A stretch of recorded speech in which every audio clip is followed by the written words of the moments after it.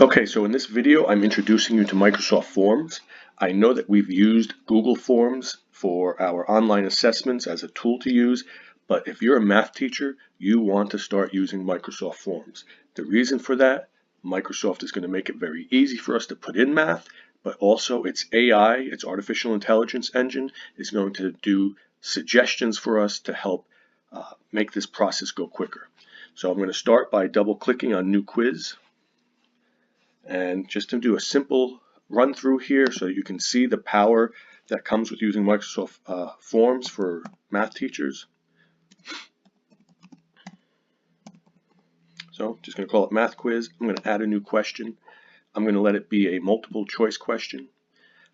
Actually, when it says choice, you have the option to change it from multiple choice to a drop-down choice.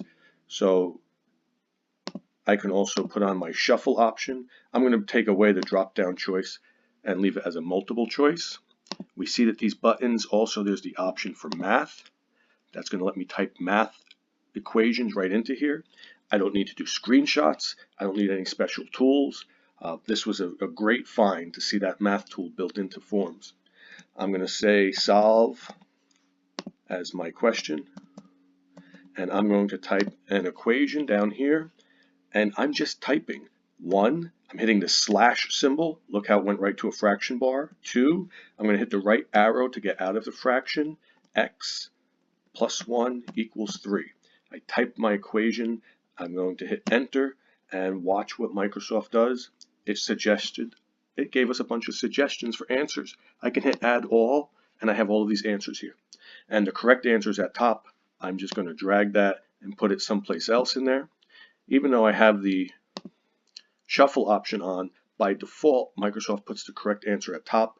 It'll shuffle for each person who logs into the quiz, but it just gives me peace of mind that the top answer isn't always the correct answer. All right, now that I've done that, watch when I hit add new. Microsoft says we have some ideas for other questions for you. Did you want to add them? I'm going to hit add all just to see what we get from it. Here they've given us a question with 3 answers. We can now come into this question and say, well, let's add another option. So I put x equals positive 2. We see that the correct answer wasn't at the top this time, so that was good to see that Microsoft doesn't always make it the top answer. With my experience, I've been getting a lot of the suggested answers having the correct one at top, so I like to make sure it's in a different location. And it's as easy as just dragging it and placing it somewhere else. But we see that this was a completely generated question. Here's another one completely generated with 4 answers. Here's another one completely generated with 2 answers. And if you don't like the question, we just come here and click on it and hit the trash can and say, I don't want this question. It doesn't really apply. Well, those were multiple choice. Let's look at a text option where I want a student to type a mathematical answer. So I'm going to say factor. And X, I'm using the caret symbol, Shift 6, and it goes into the superscript squared. I'm using the right arrow key to get out of the exponent, -2, and I'm going to hit enter. I want students to factor this. Let's see what it looks like on the student end. I'm going to come up here to preview, and to type this answer in, look how the math bar comes up. Your students can type mathematically. So I'm going to do parentheses, x plus 2, and then close the parentheses, and then open the parentheses, x minus 2, and hit enter, and great, the student answer is there. Now I'm going to go back. I didn't add any correct answers here, so I need to do that. X minus 2,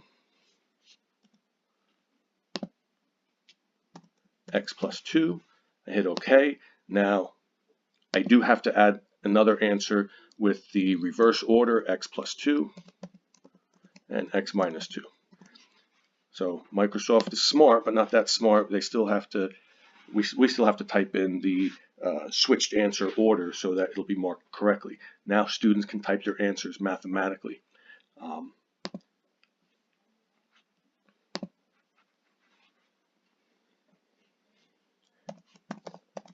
Find the sum of terms. x squared minus 5x plus 7x minus 4x squared.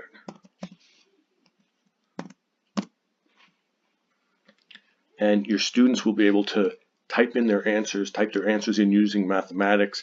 Again, if I go back to the preview, we see that when the student comes to this question and they click on it, a math palette comes up. Microsoft's able to grade it. We don't need any add-ons into this to make it work. I know that we've struggled in the past with add-ons like Equatio and whatnot. Here, it's all part of it. I think Microsoft's done a great job. Just to go back, once you're finished with your quiz, this is a very familiar layout. If you've been using Google Forms, you have a questions tab and you have a responses tab. All of that works out the same. And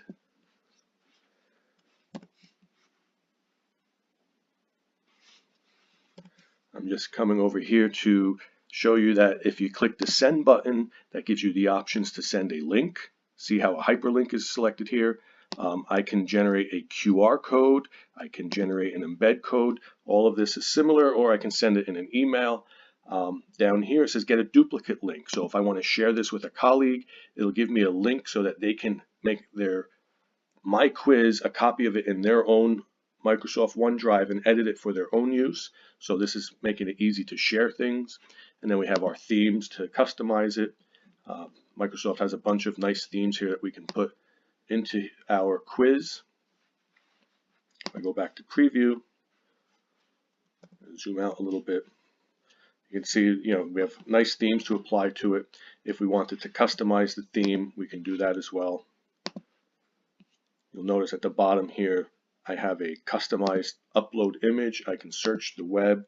I can say find an algebra image. There we go, a nice green blackboard.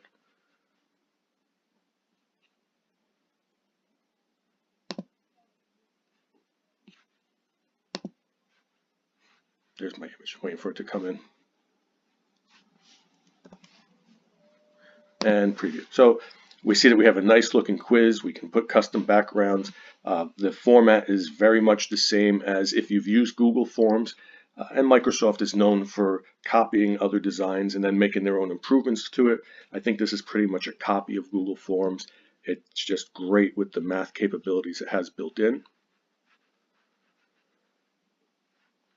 And just to go back to editing our questions, just like we would do with our online assessments with Google, I can add sections if I want to separate questions and have one question on screen at a time. I would do that by sections, or if I wanted to group a bunch of questions with an image. So let's bring an image up here.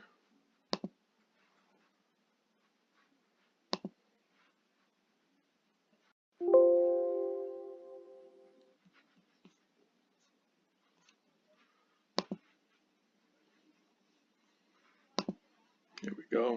So I'm going to put a rectangle image in.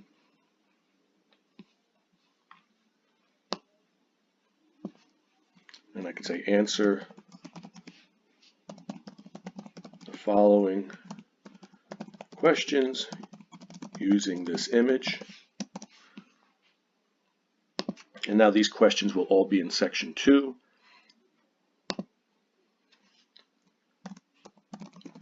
Write the perimeter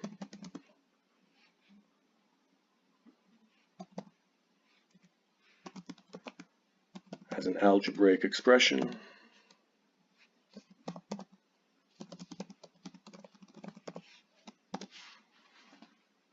And again, we want to remember to say that this is a math question so that students will have the ability to type in a math answer. I don't need to put in anything mathematical here because my image has it. Okay, so again, write the perimeter as an algebraic expression. When we're in this question, we can add our answers here so that it can be graded for us automatically.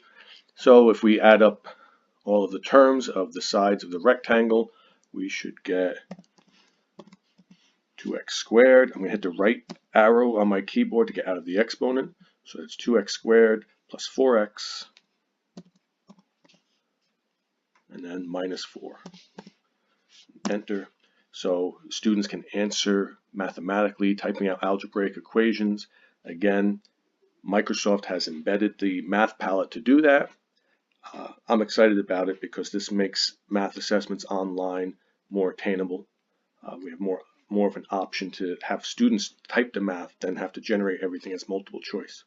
I hope you find this tool useful. I know that I will. And if you have any questions, let me know.